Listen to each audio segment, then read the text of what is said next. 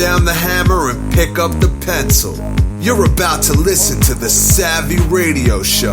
Learn from real-life real estate investors, experience revealed with the Savvy Landlord as your host. All right, here we are again, back in the studio with the Savvy Radio Show. Oh, shucks. I got a friend on the radio show today who has an amazing story of how he got into real estate, his day job, his life in general, and I would love to welcome, and at the end of the show, if he gives out his phone number, he's kind of likes privacy, so we don't want to push the limit here. Jonathan Klutz, right? Klutz? Cluck. Son of a... All right. So anyway, we met through a real estate RIA meeting. You've been coming to those for a long time. Yep. And can I ask you how old you are? 30. 30 years old. So I don't know why I like younger people than me, because I wish I would have gotten into real estate when I was younger. So how did you went to college? Yeah, I went to school at OSU. I started out just, my parents said, go to school, get good grades, work hard, find a job, and then I guess figure out the rest after that. That's kind of what everybody recommends when you're younger, and you don't know any better because you don't have any experience. So you didn't just follow that plan. So you went, got good grades, went to OSU. What'd you go to OSU for? I studied finance, accounting, economics, and then I kind of got locked in, and I stayed for graduate school too. Did an MBA there. You have an MBA? Yeah. No wonder you make a lot of money. No, I'm just playing. So, did you know that you were going to be a banker? No, I didn't. I started out and I didn't have a clue what I was going to do. It seemed appealing to do medical school or law school or engineering, but I didn't. It was tough, to get through that. So, but you have an economics degree. Yeah. And what's your MBA in? It's kind of specialized in finance. For all you single ladies out there, the guy's sexy. So he's educated and he buys rental property. All right. So you got good grades, went to college, even got your MBA. Okay. Did you get your MBA while you were working? And no, I continued full straight time. on. Okay. Yeah. So then what epiphany? What happened? All of a sudden that you have a few rental properties and you're on the Savvy Radio Show. How did it go down?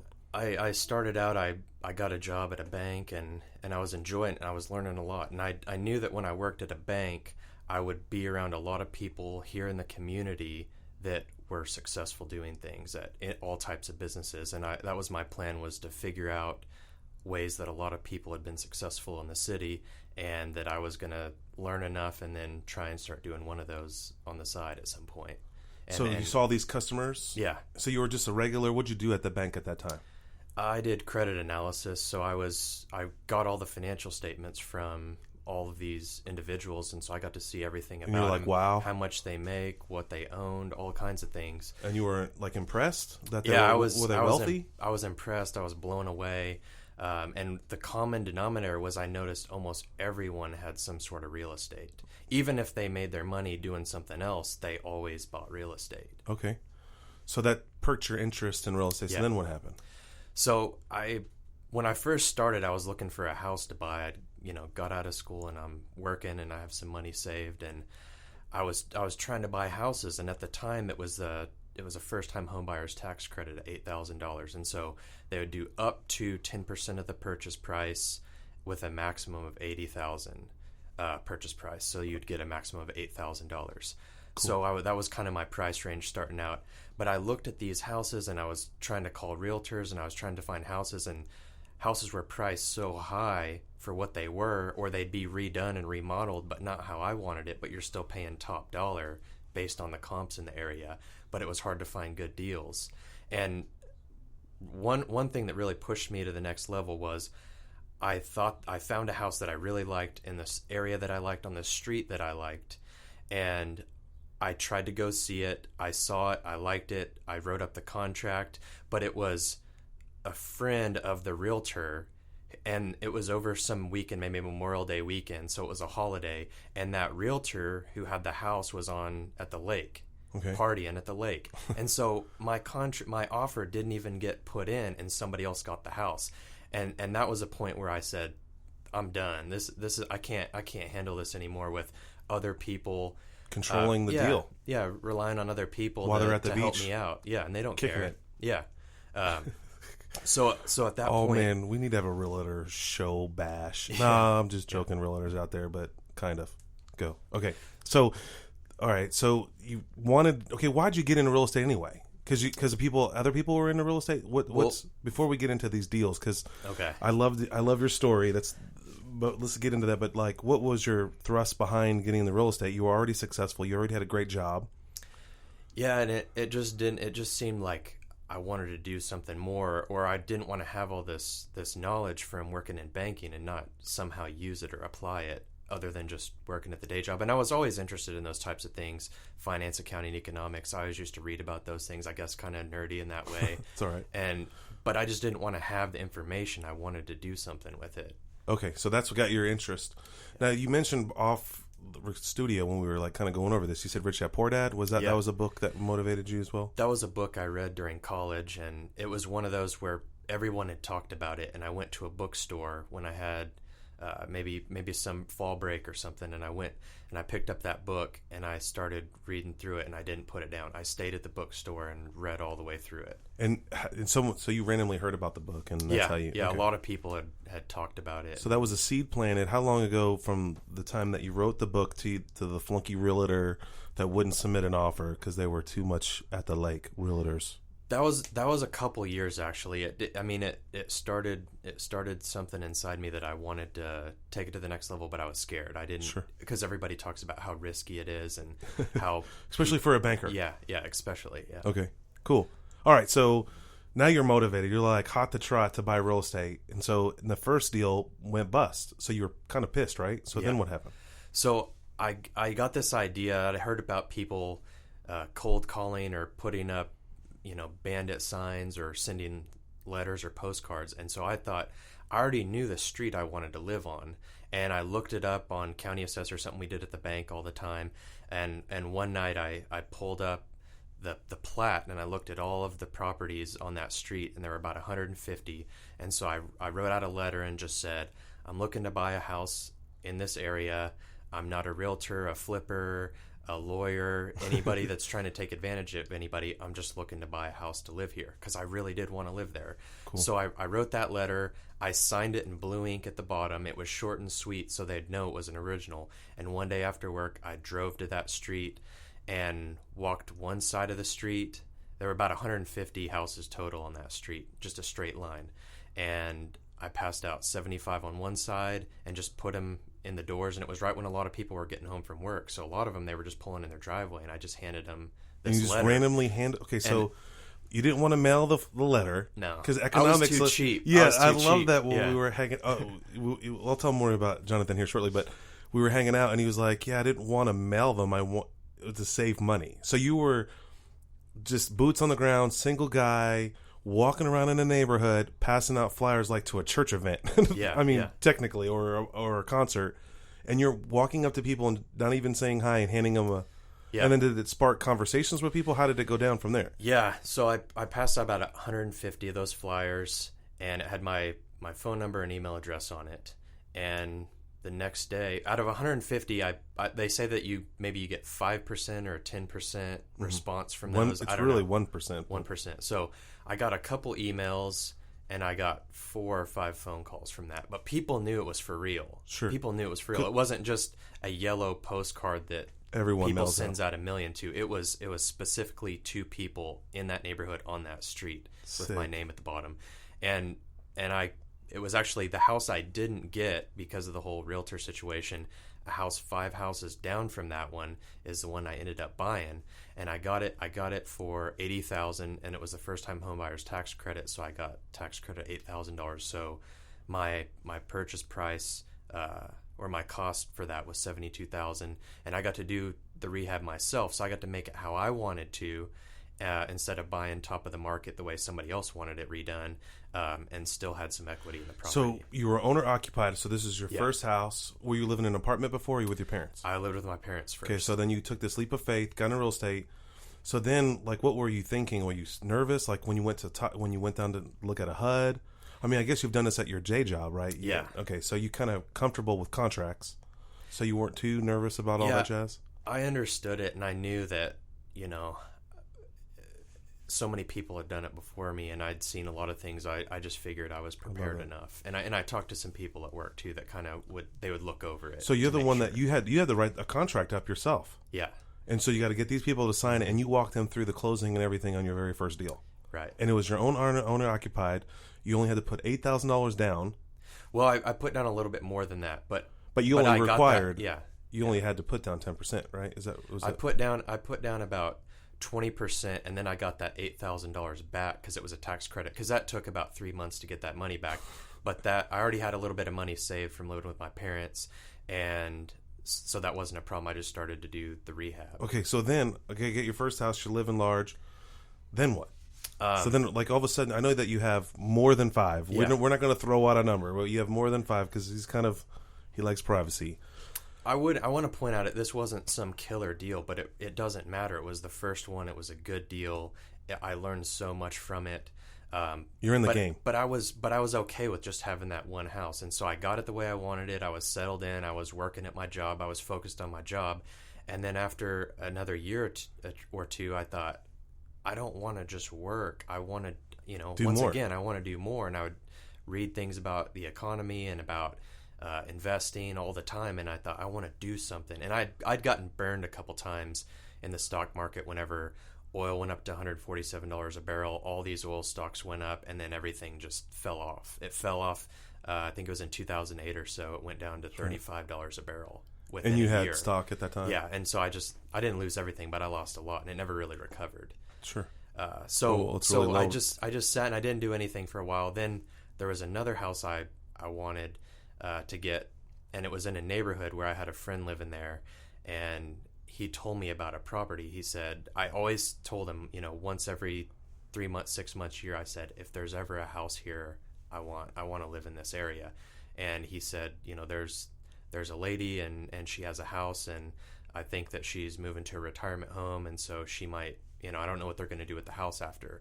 So same thing. Immediately, as soon as I found out that day, I wrote a letter and I put it in the mailbox. And a day or two later, I got a phone call from the person who was cleaning the house, who had given the information on that letter to the daughter of the woman who lived there, who lived in Dallas. Dang. She called me, and over several phone calls and emails, and a person-to-person meeting, we figured out a deal. And once again, it wasn't a home run, it wasn't a killer deal, Sure. but it was a good deal. And you did the same process. You treated it as an owner occupied. Well, I had assumed that I was going to live there, and it was one that I wanted. I still do. I want to live in that house someday. Okay. But when I bought it, and then I realized I'm not ready to move yet. I don't want to do all this rehab and whatever. And so I kind of panicked. I thought, what am I going to do? And that's really how I got into the rental business, is kind of by accident. And I thought, wow. Okay, well, all these people are doing rental stuff. And I talked to a couple customers of the bank that had hundreds or thousands of properties, and got some ideas there. And they said, this is what you need to do. And so naturally, I don't like taking risks, but they kind of helped lighten that for me and saying, what's the worst that'll happen? You sell the house and you probably won't even lose anything because you got a decent deal for it. But really, I and that was the other thing that people always say, if you don't ever do rentals, people are going to trash the property. And I thought, well, it already needs, this woman had lived there for 40 years, at least 40 years. And so it had wallpaper on it, and, one bathroom's pink, one is peach. And so I thought, well, I already need to redo it before I move in. This is a great opportunity to rent it, and then if it gets trashed, I made a little bit of money, and I'm going to have to redo it all anyway. So it ended up it worked out well. That was so you didn't rehab it; you just left it alone. I changed out some carpet and a couple light fixtures that had. That's it. Yeah, that was it. And then you put it on the market for rent. Put it on the market. How'd you advertise it? I did Craigslist and then a sign at the end of the street next to a busy street, and just with my phone number. I didn't have any technology really. And I started getting calls, and I had heard from somebody that said, schedule the showings all at once. And I mean, you've got to whenever you're working full time. So sure. it was one day after work. I said, okay, Wednesday at 6:00 if you're interested. And I would kind of talk to them a little bit on the phone first and make sure that they seemed legit and that they didn't have pre-qualifying. 20 kids, 20 dogs trying to get in a house. So it worked out, and that tenant's still there. So how'd you get financing? Was that a difficult situation? Because I know that hopefully we can talk about. We got about 10 more minutes, but you have the strategy that you use now. Kind of live in the property, let it mature a little bit, and then go get the best financing possible. I'm gonna let you let this in your words because I love your strategy. But this is not the strategy you told me the other day. Yeah, this is your second deal, your second house. So how'd you finance this deal? How'd this go down? The first house that I bought, I had lived there long enough, and I had enough cash equity in it that I was able. There's for the Fannie Freddie type loans, especially for owner occupied loans. There's a seasoning period of 6 months, and after 6 months, you can refinance 80% based on the appraised value. So I bought the house, got a decent deal, done a lot of the work myself. And so it was worth a lot more. And so they did 80% of the appraised value fixed for 30 years. How much did it increase rate from the amount you say? How much? Whatever you bought it for 100. How much did it increase in equity? It had gone to. It was appraised for 118,000. And you got it for 80. 72. 72, yeah. And then but you put and I put a little, maybe 12,000 in it. I put a little more than I should have, but it was my house where I was living, so I wanted it to be nice. So how'd you get into the second? So I refinanced, and I got all of my money plus some out of that. A bunch. That was, how's like what, 40? Yeah, about 40K. Okay, cool. So I'm pretty cheap, so I'd saved up a bunch of money since then too, and we're all thrifty. I never wanted to have zero in my bank account, so I was I still don't like to take huge risks, so I took that money and just applied it for the down payment for the next house, and a little bit for carpet and some light fixtures and things that were a hot water tank that I knew had to be replaced, but that was it, and then it was up and going, and that was about a year and a half or 2 years ago, and that was my first rental property, and the tenant's still there, and it's been great. How many years has that been? About just 2 years. So you've been in the game for only 2 years and you have over 5 properties. Yes. Man, you are not playing. Okay, let's keep going. So then you got that deal. Yeah. How long did it take to get it rented? Like, what was your holding cost, downtime? It probably just took a month, but something. Now you're buying buying in very desirable neighborhoods. Yeah. And these are not cheap homes. Right. They're not like the homes that I kind of buy. Right. So they're desirable. These are working. What kind of class of people? Not class, but they. Well, yeah, it was the first rental property is kind of interesting because the tenant there, when I'm looking over the application, he made more money than I did at the time, and so. And you're the landlord. Yeah. Yeah. That's okay. Yeah, I know. I'm okay with it. He's okay with it. Well, he shouldn't need to know. Yeah. Yeah, he didn't. You shouldn't even be the owner. You should be the property manager. Yeah. Yeah. There's so many things that I made mistakes on that I've changed since then. Yeah. Well, that's why you go to the RIA. I mean, that's why we actually hung out together. I'm stoked to talk about that later. But at the conference, we just got back from the Mr. Landlord conference, and we were roomies. All right, so you got 2 houses under your belt within 6 months. Because you said the seasoning period. I had the first house for a couple of years, but I didn't refinance it until I was ready to buy another one. Okay, so then you got that one. And so that probably helped with the appreciation as well. Yeah, sure. And then, okay, that makes sense. So now you have your first rental property, and now are you like on fire? Like you're... Yeah, I just wanted to see if it would work, and it worked. And I got the first rent check, and there were no issues. And I even went over there once. Were you worried that there was going to be issues? Oh yeah. I'm just paranoid. Your parents had some rentals, right? Yeah. Okay, back in the day. Okay, okay, cool. Keep going. And it worked out. So then I thought, well, I guess it's time to buy the next one. All right, keep going. Sorry, folks, technical difficulties. Google Hangout. And the next one, it was just through a friend, and those were the best deals because, it's before they come on the market. It was just somebody knew that somebody was going to sell a house, and they thought, awesome. Well, would you be interested in this? So I went over and I took a look, and it was already the price was already kind of rearranged about what they wanted for the property. And once again, I'm not trying to get home runs. I want a good house for a fair price with a little bit of equity in it, and then move on to the next one. Okay, so you gobbled that one up? I got that one. That one rented out, and still same tenant in that property as well. And so you just keep duplicating, growing, pulling equity out. Yeah. So go through your plan right now. You bought a house. You've only lived in it for 10 months. Talk about the deal that you're in now. Yeah. So what number 5 house or whatever you're in? Okay, so most recently I got a house. I out of nowhere, I was having a tough time finding a deal, and then the way that it always works, when it rains, it pours, or I got 2 houses in 2 days, and that's just how it worked. One day I went and looked at one, and I liked it. I put in an offer.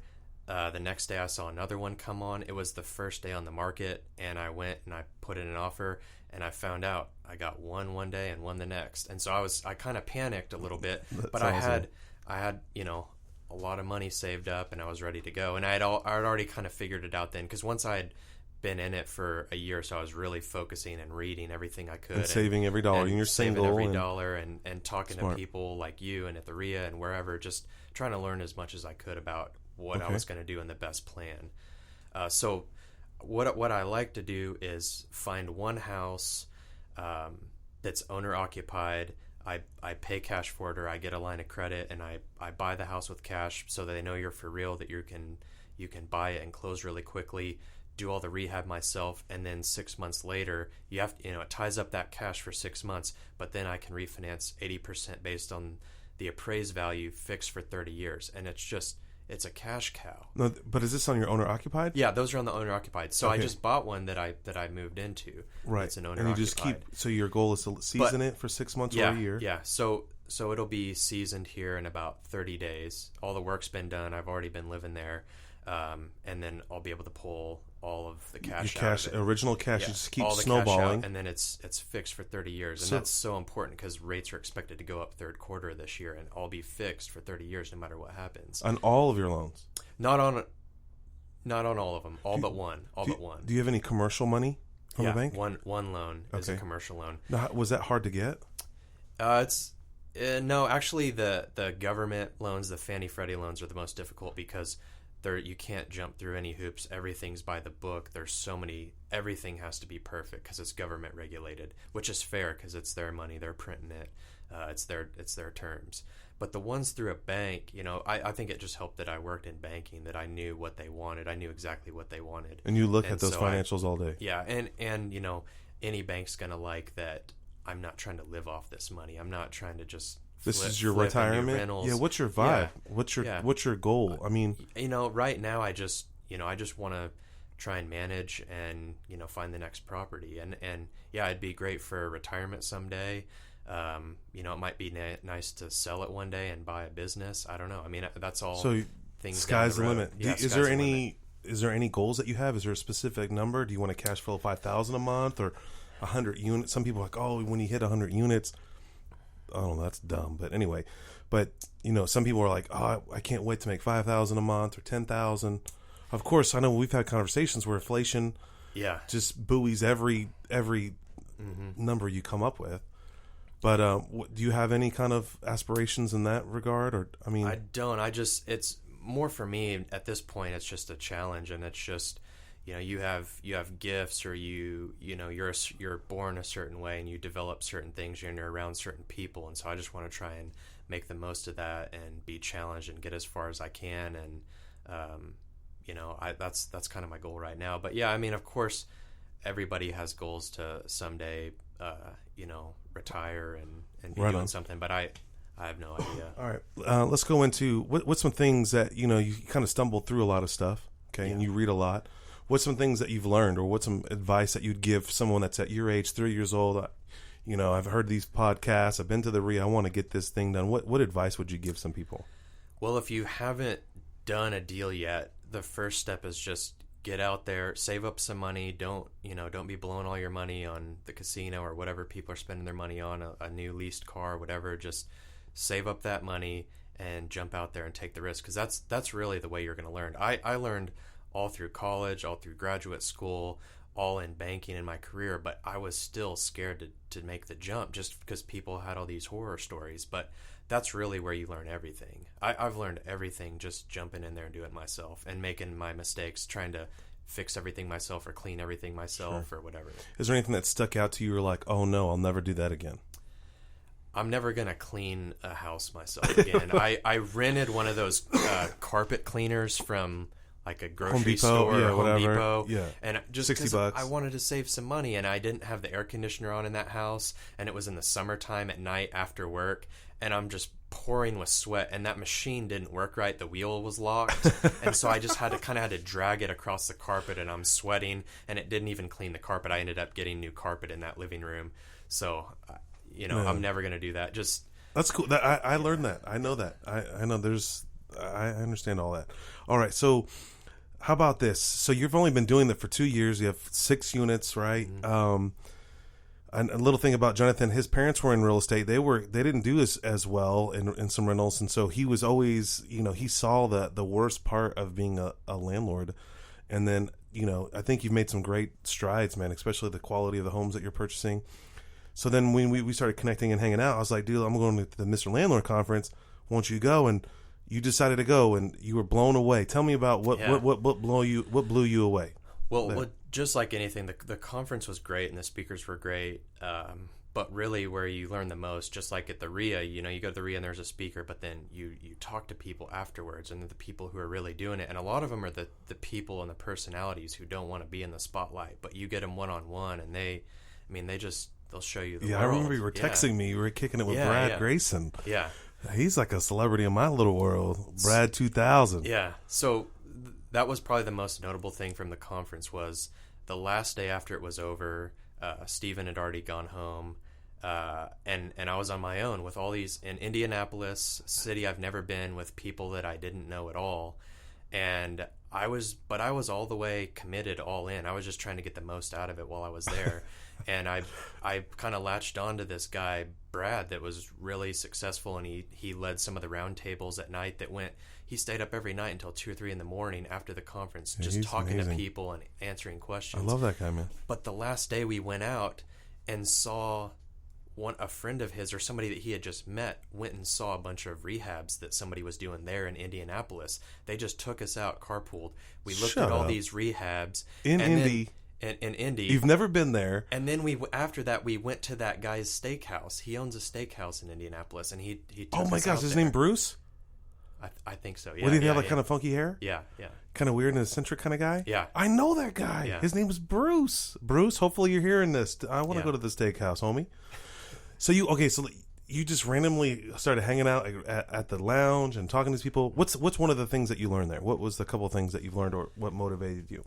I learned a lot from Brad, and he was just saying, you can't do everything yourself, and it really just resonated with me because that's where I am. I always want to do things myself. Save $1. And save $1, and it just gets you nowhere. You're spinning your wheels. You'll get burnt out that way. And he was just going step by step. The first people you need to hire, you first need to hire a housekeeper for your personal house. You need to hire a lawn guy to take care of your house and the lawn properties. You don't need to be driving around with a lawnmower in your trunk and mowing all these yards. Yeah. Things You'll like never that. go anywhere. Yeah. I mean, the stepping over dimes to pick up, or stepping over dollars to pick up dimes. Yeah. All right, awesome. Well, we're going to wrap it up. If you want to get a hold of Jonathan, if he inspired you, you can text into the show. He's not going to give out his information because he does work for a very large bank, and he doesn't want anyone to know that and all that jazz. But if you do, you want to get to know Jonathan. If you're a female and you're single and you want to hang out with a bachelor that's doing it big with rental properties, you can text 545454, the word ask, and we'll text you right back, and we'll set it up. And maybe you can be on the show, and we can have Jonathan. We're definitely gonna have Jonathan back. He's just starting, only 2 years, 6 units, fell into real estate, killing it. He's got great financial wisdom. He blows my mind on that. He's gonna live in the house for a certain amount of time and pull out all the equity, every dollar he can, get the best 3% interest loan, almost no money down. It's just incredible. So, I mean, I'm super proud of you. I know if you were my son, you're only 10 years younger than me, but still, when I was 31 years old, I was just figuring it out, and you're out here killing it, doing it big. Can't wait to see you in 5 years, 10 years. Man, you're going to be the host. Who knows? Anyway, Jonathan, I really appreciate you coming out and spending some time. I know you didn't want to. We were spending every night in the hotel room, and I'm like, bro, I'm going to interview you. No, I don't want to. I don't want no one to know. No, bro, nobody walks a neighborhood with flyers like the Girl Scout cookie chick asking people to sell me your house. I mean, it's like the wholesaler's wholesaler. I mean, And your whole goal was just to get in a deal, to get a house. And I love just the whole concept. Anyway, we're gonna bring Jonathan back on the radio show. All you listeners, if you want to listen to other inspiring people like Jonathan, go to the SavvyRadioShow.com and like us on YouTube or iTunes, or spread the word. Let's get this out there, and let's build financial freedom for everybody. All right, Jonathan, take care. Thanks for having me. All right.